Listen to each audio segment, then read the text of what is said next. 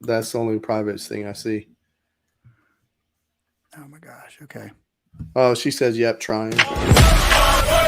Veterans are the lifeblood of American freedom, serving in some of the harshest situations to secure that freedom across the globe. This is the Lounge with Legends show, celebrating their transformation from battlefield to business. The Lounge with Legends show with Marty the Moac Martinez and James A. Phelps, a.k.a. Spartan 6.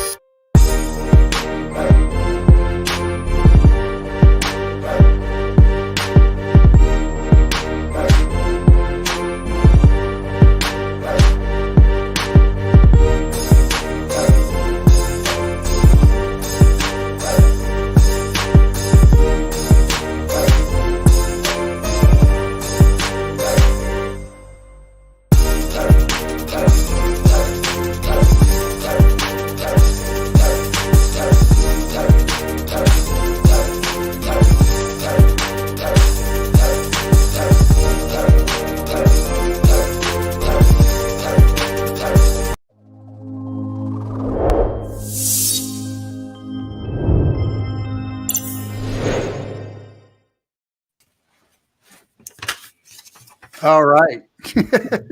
James, what's going on? We're here. We're here. We're talking on the private chats, trying to make some stuff happen. But yeah, we're here. How are you? It is one of those weeks. Yeah, Murphy's all over us. Murphy. Murphy is upon us. But that's okay. We're here. Let's see. Labor Day we just had. Jeez. How'd it go? Had a great Labor Day. Was able to celebrate a surprise birthday party down at Oak Island. So went to the beach. Was able to celebrate with family and friends there. And then off of the episode before, was able to grab a book and enjoy it. Real quick, easy read. It's like a 3-hour read, pretty quick. But I was able to read the Ikigai book. Ikigai. Yeah. Because of Andy Reese and you guys talking about it last week during one of the episodes. I was like, you know what? I need to dive back into that one. So I grabbed it, re-engaged in it. And actually now I'm thinking about either doing Qigong or Tai Chi. So something like that, trying to figure out, because I'm not a real yoga person. So maybe the Tai Chi or Qigong will be something that I could actually do.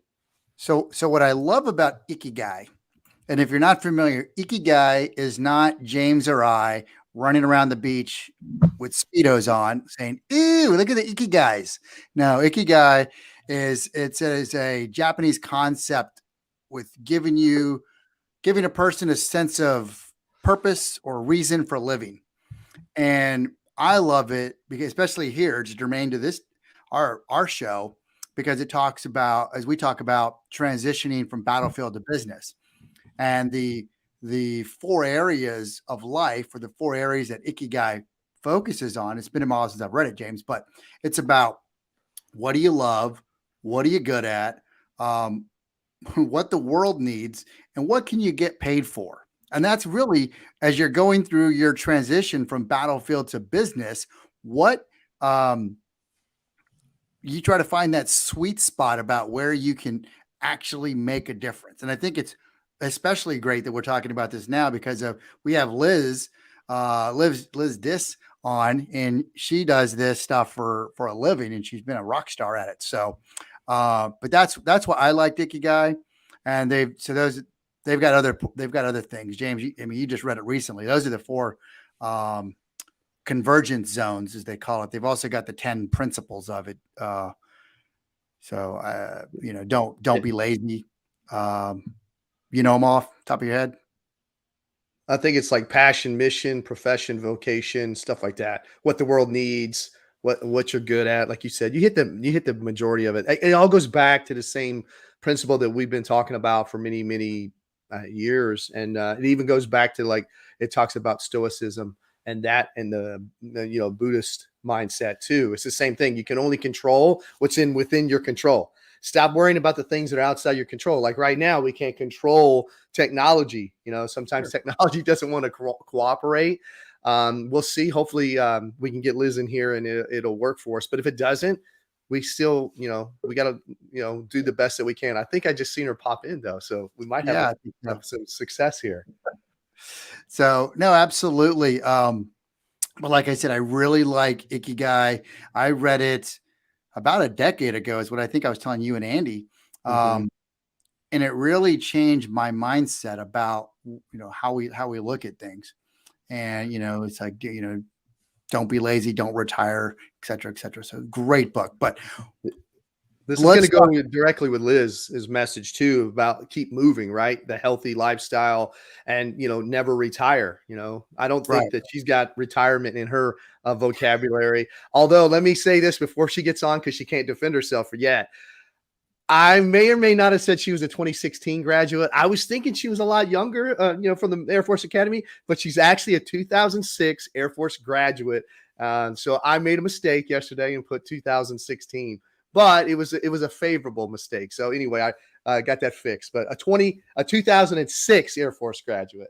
So I'm gonna show this, and I feel like we have to show because we showed one already for John McCaskill, and we show one for Andy. So we got another triathlete coming on. So let's show this kind of a little teaser reel for who we have going on today.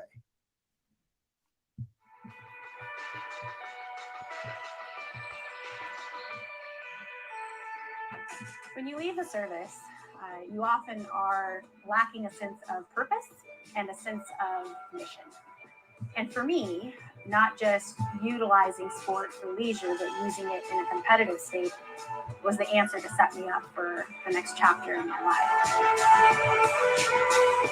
life. Being active has been ingrained in me from the get-go. And so it was only a natural course of action to use that to help me through my transition. Whether I'm swimming, I'm biking, I'm running, I can find immense clarity just by hitting the trails or the pavement.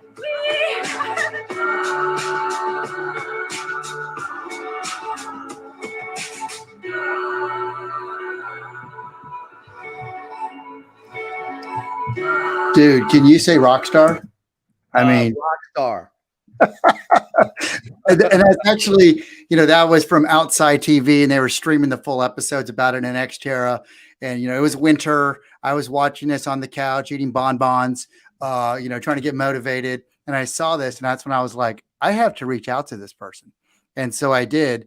And she was like, absolutely, I'll come on the show. But give me like 9 months time because, I'm just that awesome and that busy. So I'm kidding, but she's really sweet. But let's, I think I'm ready to bring her on. Are you ready? Let's go. Let's go, brother.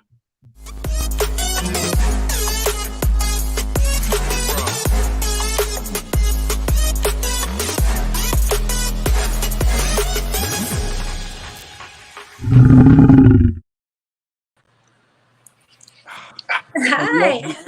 All right, there we go. Hopefully, coming in from the phone, so not quite as great as I hoped, but hopefully everyone can hear me okay. It's okay, no stress. It's we were saying, we had some hiccups, but it's okay. The show must go on, and we're ready to go. So we have our people coming in. There's David Bartman, ready to go work out just from seeing the video. He's training with us as part of team straight out of Motrin for the Army 10 miler. And, that's our Army team. But yeah, look at this. You've already got everyone already coming in. Let's go. Let's get this. You've got Nick Feltz of the Feltz clan. Kinfolk coming in. Eric B. Whoop whoop. Look at that. You're already bringing a huge following. So welcome, Liz. Thanks for being our legend this week, and thanks for being so resilient and just sticking with it and going through and helping to find a way to make it happen. No problem. I know. Lost a voice during the process. We didn't even get a chance to mention that. So Liz, she wrote me Monday and was like, hey, my voice is not 100% because you were out climbing mountains and the smoke was up there. And so it's kind of messing with your throat a little bit. And I was like, that is the best dog ate my homework excuse ever. You got to buy. And then she sends me these amazing pictures where she's like up there with C-130s and stuff. So it's absolutely amazing. But so she's here. She's a trooper. Awesome. Appreciate it. So. No, thrilled to be here, and thanks. Yeah, I appreciate through all the hiccups. I'm excited to be on. Yeah. So far, this has been like within the last 4 weeks, we've had Naval Academy, John McCaskill triathlon. We've had West Point triathlete coming up, Andy Reese. And now we've got Air Force Academy. And so this is a theme here. That's why I said James is actually going to do an Ironman. I think he's going to do it probably in April, going for an early season one. Or are you shaking your head? No. It's not going to happen. I already told him I'm a dad. So I had my dad joke. I said, I'm taking the Texas option on this. It's El Paso. So I'm going to pass on that. I will live my life physically through you both and then watch. I'm the best cheerleader that you'll ever have. Trust me. I was saying that we appreciate the Sherpas too. The Sherpas are lifesavers. Oh my gosh, absolutely. All the volunteers out there, I feel like they make it really. Yeah. Like the most. But anyway. So let's talk about Air Force Academy. What led you to the Air Force Academy? That's a interesting story. Yeah, no, I love that question. And, I wish I could say I was born into this military family where it was embedded in me from the get-go, but it wasn't actually the case. I think, for me, I've always been driven by purpose and by discipline.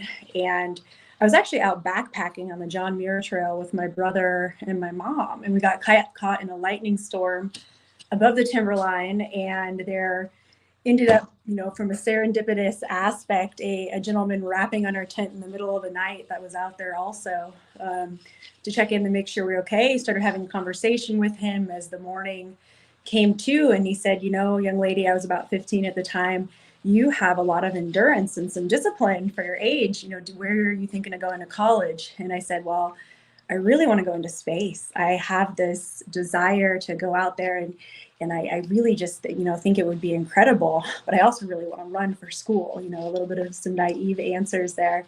And he said, have you ever heard of the Air Force Academy? And I said, I hadn't heard too much about it. I knew it existed, but from that moment forward, he and I kept in dialogue, and I started doing research on what the school was. And the option to serve your country and have this greater purpose and put everything in, that is you into a greater cause while being graded on work ethic and being graded on athletics and being graded on academics. I just thought it was the coolest place. So that was my start. That was my peak interest, really. And then I became 100% honed in, focused on wanting to serve our country from that point. No, that's a pretty cool story. It really is. That's cooler than a lot of them I hear. So that's pretty cool. I'm just glad to see someone actually got into the Air Force. I tried to get in the Air Force and they pushed me away. Said you got to go to the Army. So they didn't take me. So here I am. You're flying through the air, right? So we've got John asking for some tips to beat Army. Please hold off until the second half of the show when we get into that. So you did the Army and you were a Logistics Readiness Officer. Was that your first choice, or was that how did all this work out? No, I think you said Army, Air Force, but Air Force. Right. Freudian slip. It's okay. I'm reading the comments coming in. Sorry. No, it wasn't. I mean, kind of going back to the space aspect, I really was dead set on wanting to do that. So I went in thinking I'm going to do astronautics. That's where I'm going to be. That's what I want to do. And it ended up being, I would say, a multitude of changes that kind of transitioned me towards a behavioral science background. Instead, I've always been fascinated by psychology, by what makes people tick. So I fell into that degree and started focusing more there. And when it was all said and done, truth be told, I was assigned logistics. I was a little concerned at the beginning because all I knew is it was kind of the et cetera of the Air Force, meaning it was everything else. But then when I got it, I fell in love with it, because where else do you have an opportunity to lead, 120 people as a 22-year-old and have that experience? I mean, I don't know. It was fantastic. I wouldn't change it. But no, I wanted to fly, wanted to continue that path, and it didn't work out for me. And to be honest, I'm completely okay and very glad for that. So isn't that funny how, I mean, we have these things we want to do. Like when I commissioned, I thought I was going to be medical service corps because I had a exercise sports science degree. I could do this and this. Then I went back infantry, and next thing you know, 22 years later, I'm retiring infantry and just totally content with it. So someone's got a bigger plan. So yeah. And then there's James, who really wanted to go Navy, we heard, but well, it was actually Air Force, but it is what it is. But like you said, it's all about perspective. Everything happens for a reason. I guess the Air Force and healthier lifestyle was not set up for me, for sure. So, Liz, what are some of the things that like you learned at the Air Force Academy that you still carry with you today? Oh, yeah, love it. I'm probably one of those strange people who will say I loved being there. The only part I would change would be, well, and they did change it now regulation wise, but I always joke that I looked like a Backstreet Boy when I came out of there because they took off. Hair wasn't quite as long as it is now. I had hair about as long as you gentlemen when I was going to the school. So that part I didn't love. Everything else I loved. And I feel like it instilled this sense of discipline and work ethic that I think was probably in me to a degree before, backpacking, racing, all that good stuff. But it reinforced it. And it carried into every aspect of who I am today. I am probably most grateful for receiving that acceptance letter out of most things I could think of today, because it has kept me connected to a network that cares, to service members that understand that camaraderie about what it takes to carry each other forward. I think the brothers and sisters you gain from there are hard to replicate. And I think you seek that wherever you go, trying to find that community. So I would say so many aspects, from just the simple things of waking up to get to class and trying to figure out how to get all your runs in, all your workouts, and stay who you are, in one session, is still how I function today. Like, I don't sleep in. I know my husband wishes maybe I'd relax some days. Doesn't always work out so well, but I'd say work ethic, discipline, and a sense of loyalty have stayed consistent for me. I can definitely understand the work ethic when in college. I went to public school, but I was in ROTC and I had to get my swim in before PT. So I'd be at the pool at 05, do my swim, throw on PTs, and then literally run across campus to be in PT formation. Right. And I'm usually wet. Like, what is wrong with you? That's not normal for all the listeners out here. That's not normal. That's just Martyisms. I never swam when I was in, ROTC or any of those things. I just, whatever. But, the pool was the last thing on my mind. But apparently Marty was doing triathlete stuff then. But I did have a question.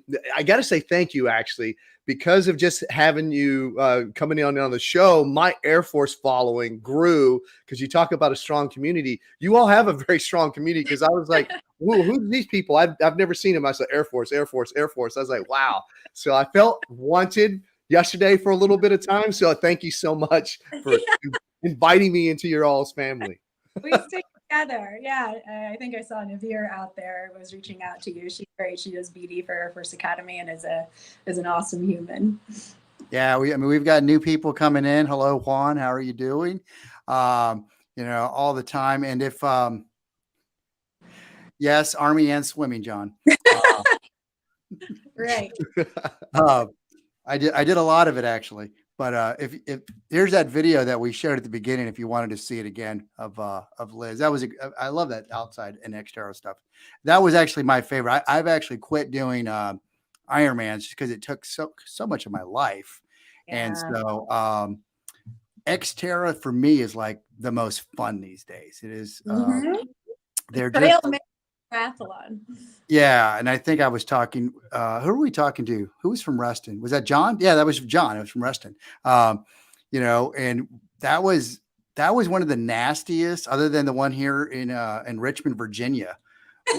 Xterras, and I remember Xterra looking up. There's part of the run course where you're literally looking up, and there's an EMT at the top, and I'm like, oh, this is not good. It's just all these stairs going to the top. I don't know if you ever raced Xterra Richmond, but it was brutal. But so what? Heart palpitation monitors out there. I'm sorry. Go ahead. No, go ahead. That was it. Yeah, they do. I was going to say they have EMTs out there for different reasons because people are elevating their heart rate so much, going to more of the anaerobic phase than some of the longer distance events. But yeah, it was. If that was a bad one. But so what got you into triathlons? I know I started doing triathlons like in the early 90s. I was a strange kid because they're like, what is going on with this neighborhood kid running around, swim, bike, and running everywhere? You did it probably much later because I'm an old guy. But what was the calling into triathlon for you? Sure. And I think, I've been a runner since the get-go. I think one thing, my brother and I talk about, like my first marathon was in second grade. So he's 4 years younger than I am. So we both were, and his was 4 years below. So we both been running for a majority of our life. We had a unique, I'll say, childhood from that standpoint of some aspect of discipline. And that just continued to really grow in me in terms of wanting to expand and try new things and really push my limits. I started doing triathlon overall. I dabbled in them while I was at the academy, then a little bit afterwards. But I would consider it more of a therapeutic journey for me. I really started digging into Ironman specifically when my dad got diagnosed with cancer. And I became his caregiver pretty quickly, trying to really work through that process and having something that was extreme in the sense of training that I needed to fill my time, have a purpose. I launched my company at the same time. I was really using that as a way to better myself, at the same time, work through kind of the sadness that I had. So I more, working from the hospital, and I would bring my trainer into the handicap bathrooms there and be riding my bike there. And I kept improving and kept improving, ended up with great biomechanics and coaches and things like that were really an awesome support team. But it also came back to me taking care of myself so I could be the best for my dad. So I'm grateful for the Ironman because it also, I think, got me through some dark times. Right. No, absolutely. And I think that goes with your, with your whole mindset of just never quit, just keep going. And that's one of those things is utilizing fitness as a medicine. We talk about, exercise prescription and it's a lot of people don't look at it that way, but I think when you're doing, for those that aren't familiar with Ironman, it's a 2.4 mile swim, 112 mile run, and a bike and a 26.2 mile run. Or as my dad told me when we were at the airport on the way to Ironman, Arizona, holy crap, did you know there's a marathon at the end of this thing? I was like, what? Did they sneak that in at the end? Holy crap, Dad. So what she's talking about is there is, you have a lot of time to just be alone with yourself and really work through things, whether it's just mindless, not mindless, but the lapping in the pool and just it's, for me, it was numbers. It's all about numbers. I'm just processing numbers. How many strokes is it? And when I'm on the bike, everything was in 15 minutes. Okay, 15 minutes, take a squirt of water, take a swig of electrolytes. Now it's time for a gel. Now it's time for a bar. Now it's time for a salt tablet or whatever it is. So it really, you break everything up, and it takes my mind off everything else going on, and you're just allowed to quiet. Did you have a similar experience? Oh yeah, absolutely. I completely agree with you. Yeah, I would break it out. I think some people might think we're crazy, definition of crazy, what that means by thinking of it that way. But 100%, I would break up. I would do things like, okay, if I can get through this 15 to 30 minute increment, then this somehow translates to some other area of my life. I would make it like symbolic, or this, if you can get over this hill in this amount of time, then that means that you mentally can separate, stress of work from home. I would play tricks with myself from that. And I also would listen to a lot of what I considered inspiring audiobooks while I was on the bike. For me, that was the long journey of really picking what I wanted to pay attention to. It didn't matter that the tempo was slower in the book, because I would still follow whatever training regimen I had. But I felt like it was a great opportunity to learn and listen and be inspired and come back better. Yeah. See, I don't know how you can get over the pain. I can't get over the pain. It's like, this hurts. I don't want to do this. So, maybe you could provide us with that list and get that list that you have for the podcast or what you're listening to inside your Audible. And then maybe that'll help me during the 10 miler. So give me some help. Yeah. I love it. That sounds good. I'm excited for you. I still love your guys' team name. It makes me laugh. That was by necessity. That wasn't out of purpose. That was on purpose. That was a plea to the VA to give us more Motrin. But that's your support.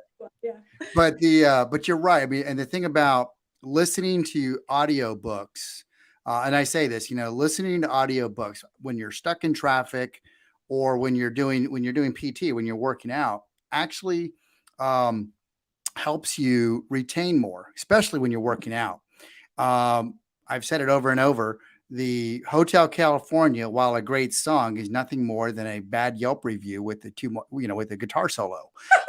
It doesn't get any better, people. You can listen to a book and expand your mind. You can go on a run and listen to a book, and now you're listening to it, and you can still think about your pace and what's going on, your breathing while you're listening to the book, and you're going to retain it more, especially if later on in the day you read the book.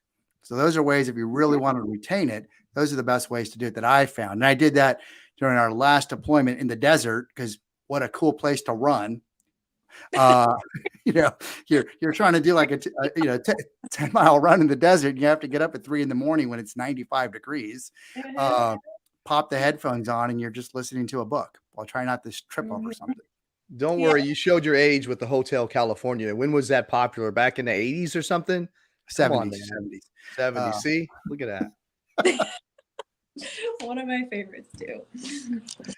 So, what are your next big challenges that you have coming up? Yeah. Do you mean from a physical standpoint, holistic standpoint? Whichever you want to go for.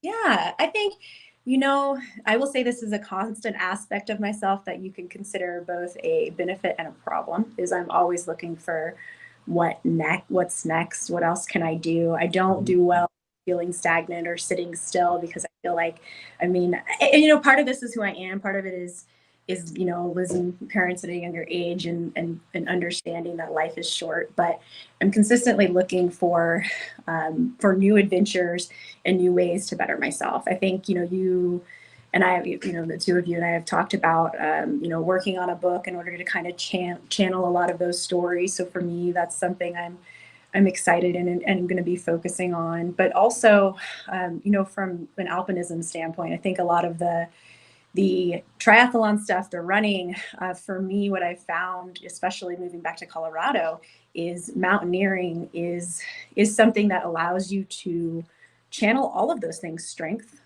discipline, endurance, and then be able to get on top of that literal and figurative mountain. And it stands for so much. And so, just getting back from the Tetons, doing some climbing to the Matterhorn a couple years ago, looking towards bigger mountain objectives, heading out to Mexico to climb Orizaba, which is a higher peak, and continue to test like how I do with altitude.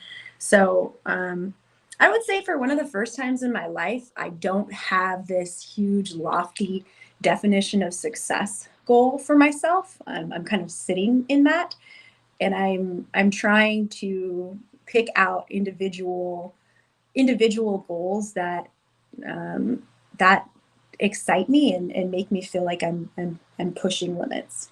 Right. But what I love is we kicked off this show talking about Ikigai. And if you listen to everything she just said, she basically went through all 10 rules, right? Staying active, taking it easy a little bit, but really staying in shape, living in the moment, reconnecting with nature.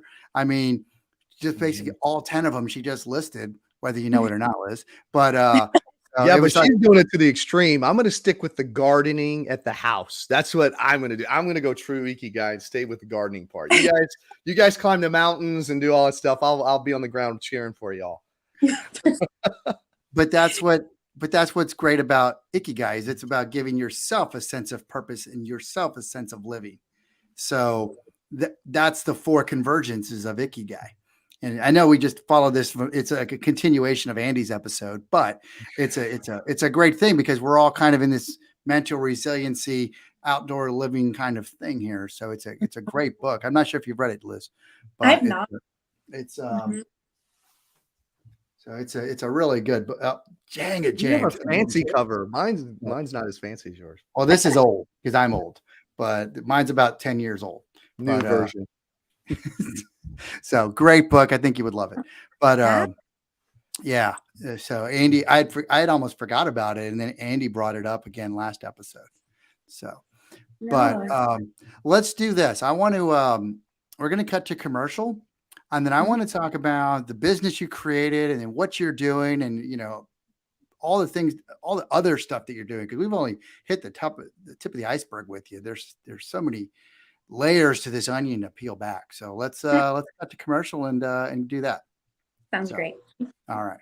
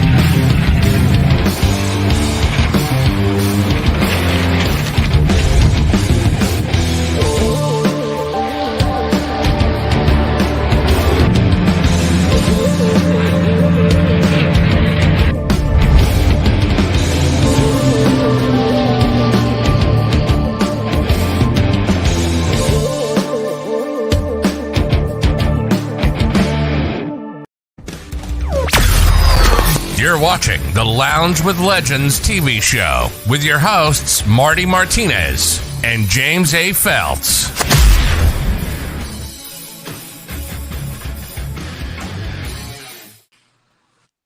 Yes, and if you're keeping track at home, I did run an extra commercial during the break because I'm trying to give Liz a break. She's like holding her camera out here. So.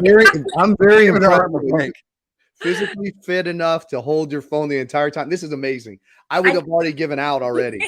Trust me. Yeah, I'm trying to stand up. I was a little bummed this whole computer, all the huge monitors I have sitting here can function, but it's okay.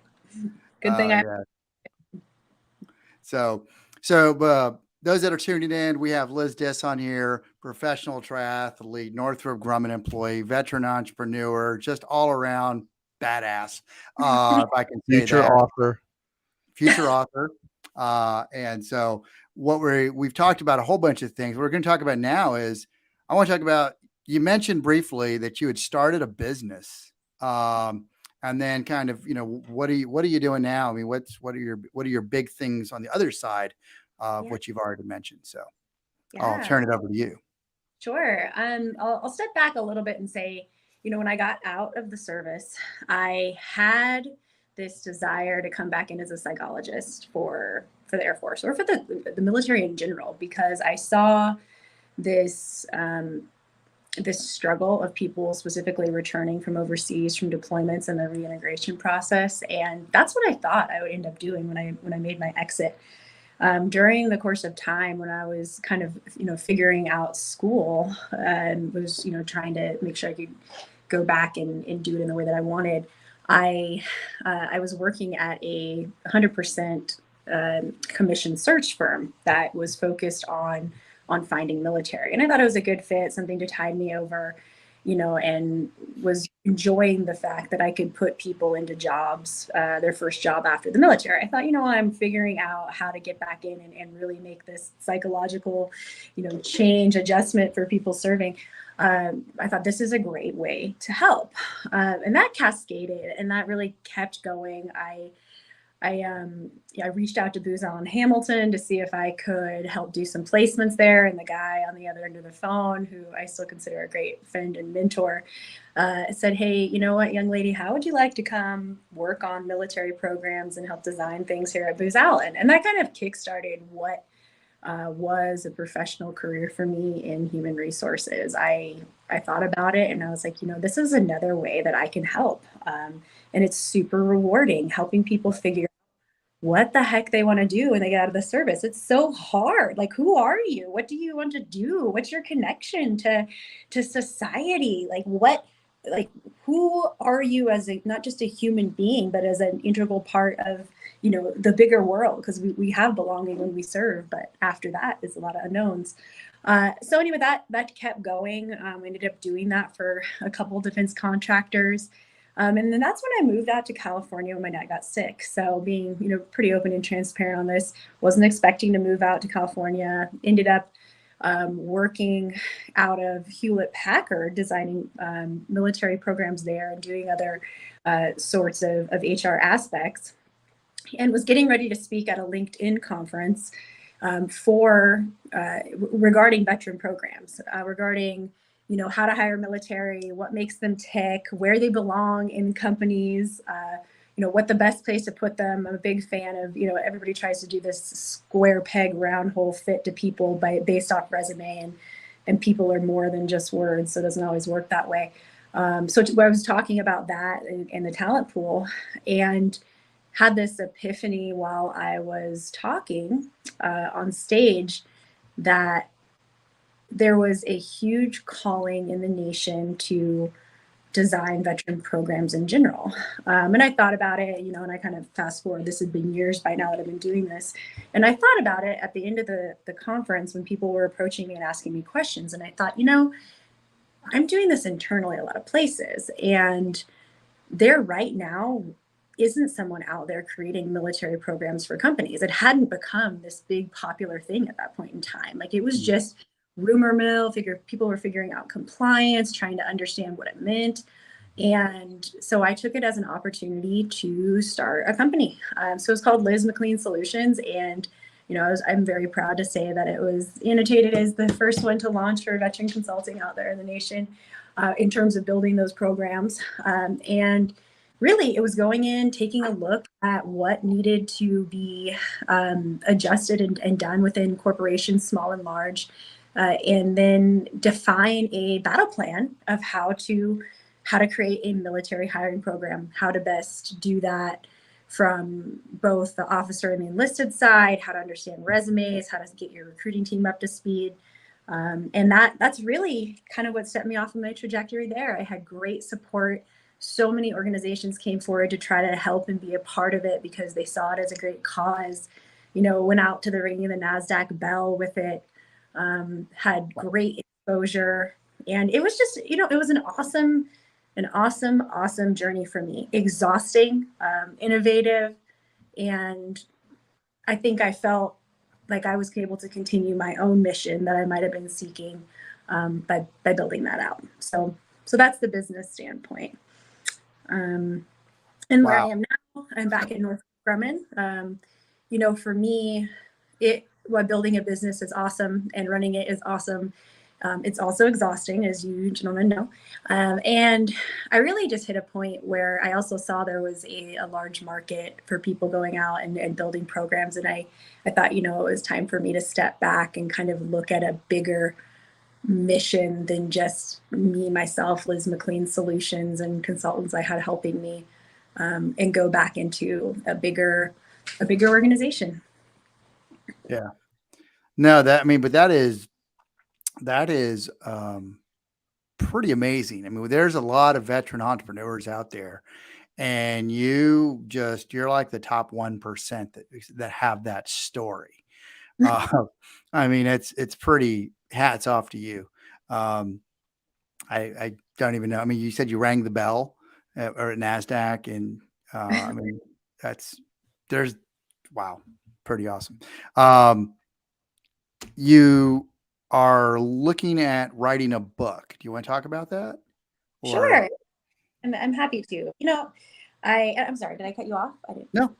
Yeah, okay. That's a little fuzzy on this end. I've had a manuscript sitting at the VA for years now, and it was on PTSD reintegration in sports athletics. And I, started out writing it with an amazing sports psychologist that had been working with military, and I continued it on from there. But it's been sitting there for a long time, and I think since then I've had this inkling of wanting to write something kind of about my journey, but more about inspiring the greater good. And I've had enough people come forward and ask, if I would share stories. I've done a lot of public speaking, and I think, part in talking with you guys, I've been reinvigorated to want to do just that. I think I get the most satisfaction out of helping other people to succeed. I don't think at this point, we talked about my next goal, I don't think anything really makes me happier than other people reaching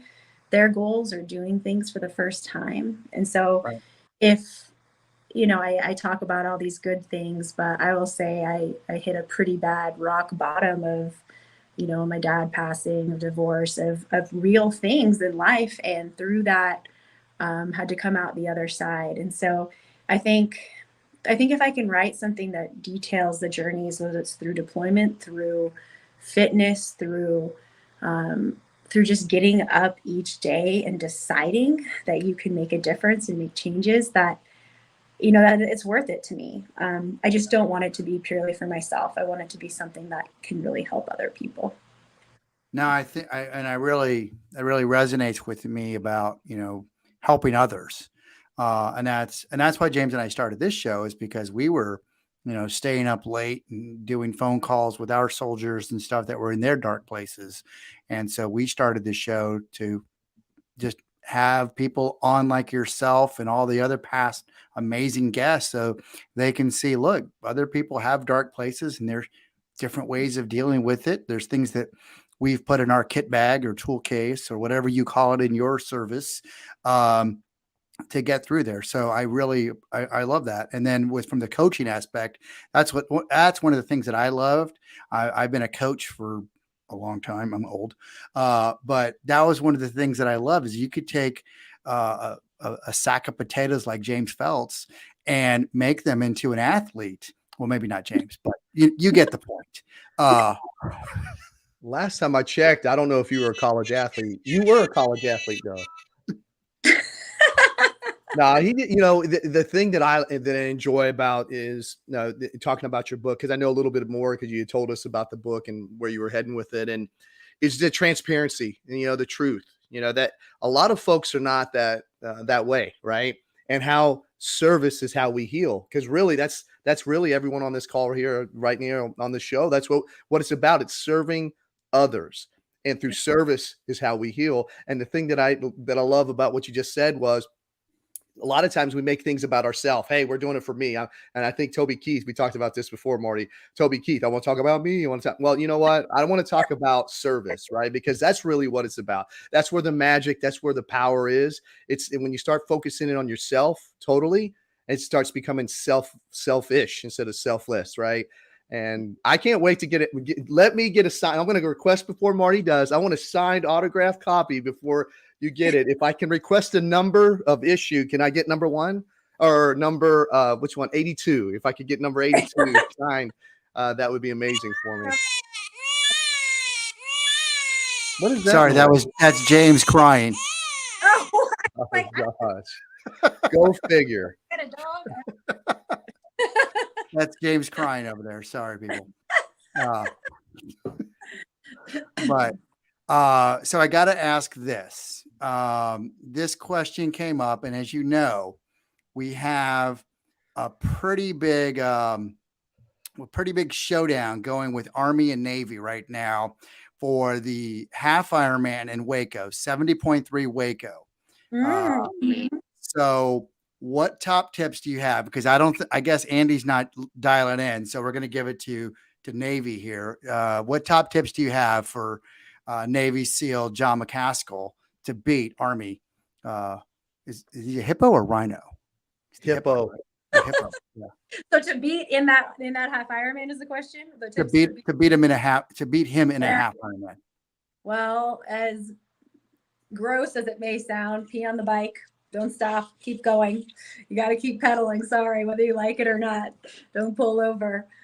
Draft in the swim. If you can find someone that you can get up close to, get your fingertips at the base of their heels and hang on, you're going to move through the water better, even though if you're a SEAL, you might have that dialed in already, but I think it'll help. As far as the run goes, I would say staying consistent, keeping the shorter cadence, just because it depending on how your legs feel off the bike, or if you're using a tri bike or a normal bike, it depends what muscles you're tapping into. Shorter cadence will help you get to the finish faster.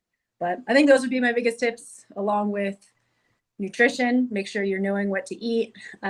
Gels give me complete gut rot, so I stick to Stinger waffles to be completely, open on that. It's the only thing that really works with my digestive system. So know what you're going to eat going in, and train with what you're planning to race with. See, Wow. everything you all mentioned just scared Sorry, me. I know it's gross. It's No. soggy feet. Right. Those are a lot of great tips. I mean, so funny story about peeing on the bike. I was doing Ironman, and it's about timing. So I peed before the water stopped, and probably way TMI, I know, but so I'm coming through. I'm filling up my water first because I'm like, I got to fill up my fuel first. Then I'm going water, water, water. So they give me water. I open it and I just throw it on myself. It was actually Gatorade. And I'm leaving the water station. So now I've got 10 more miles just covered in Gatorade. And I'm like, well, I'm like tarred and feathered now. So I was like, it was What do you think it was? You think it was pee? Is that what you thought it was instead of Gatorade? No, I thought it was water. I thought it was a water bottle that I was my bad. I got lost in that. I got lost in that story. I was like, sorry, I'm asking for you water. both lost me at pee. My parents told me not to pee in the pool or pee in the water. So you guys are peeing in the water, peeing on the bikes to make this happen. The way it works, James, is you're on a bicycle and you don't stop. So you reach out and you're saying, you have your hand up, and there's a volunteer. God bless them, because the races couldn't happen without them. And they're holding it like this, and you come through and you grab it. You can ask water or Gatorade or whatever the on-site nutrition is. So I'm asking for water specifically, and they said water. So I just opened it up and threw it on myself, but it wasn't water. It was Gatorade. So I just threw Gatorade all over myself, trying to wash away pee that I had just done before. So anyways. So if I ever go, I'm just going to say Porter John. That's what I'm saying. Porter potty. Porter John. Where is it? That's what I'm going to do. There you go. But, so John will be rocking the Cervelo P3. That's a trusty steed. I've been rocking Cervelos for a number of years. I've got a Cervelo P4 now. Can't afford a P5, but those are great bikes. So awesome.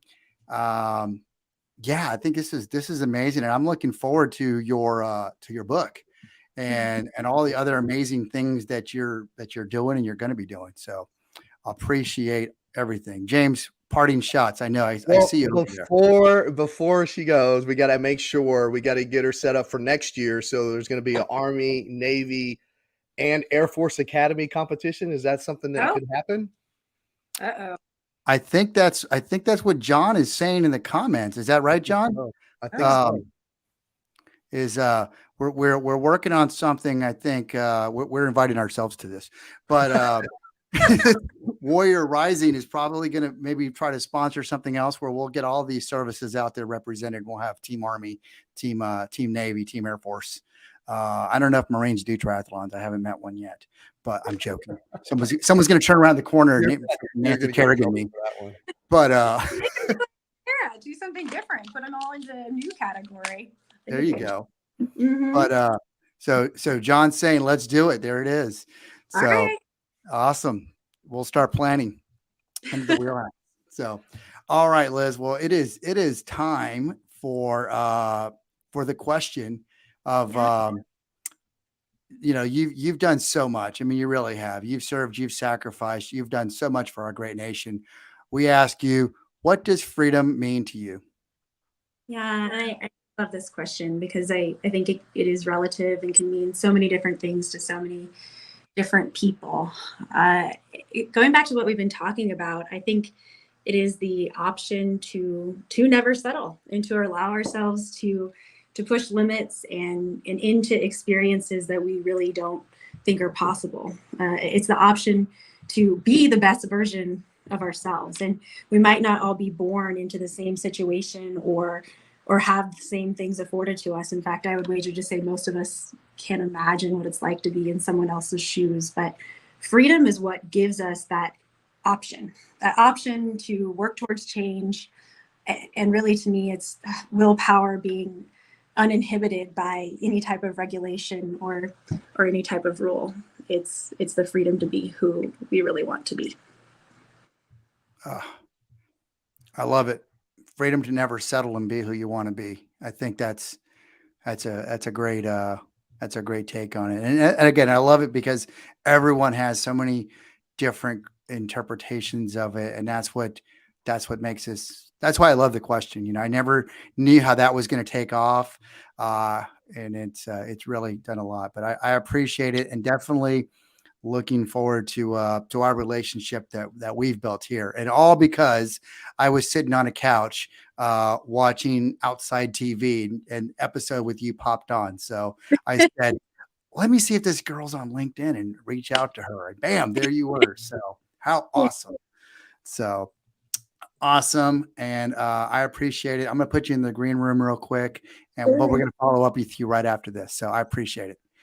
Thank you so much. Thank you. Thank you for being our legend. James, any parting shots real quick with her?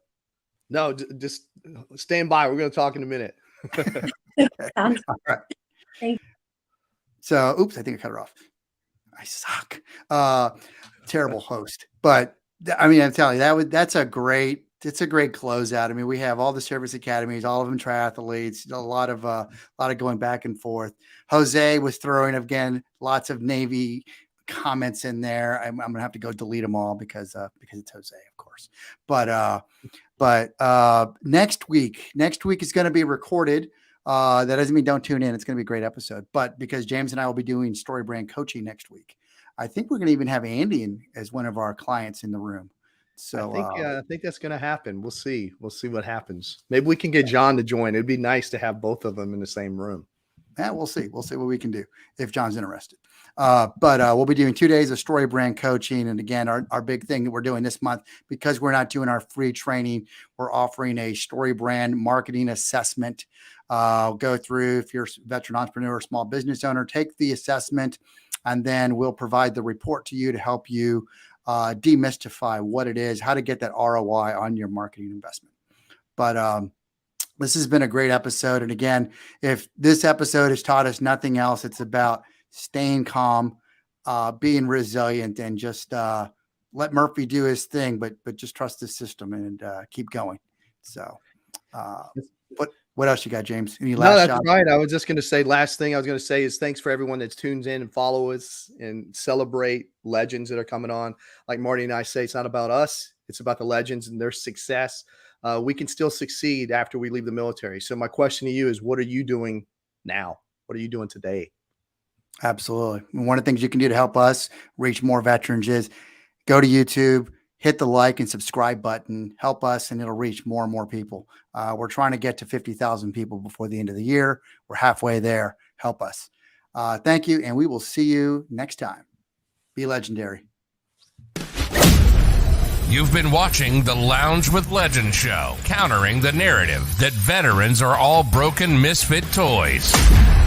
Veterans are the lifeblood of American freedom. Serving in harsh situations, coupled with their training, have forged them into some of the most resilient and capable leaders in the world. And that's where we come in, celebrating the success stories, taking you on a journey of transformation from military to business. We hope you enjoyed the show, and we'll be back soon. But find us on Facebook at Lounge with Legend or at JTF214. Till next time.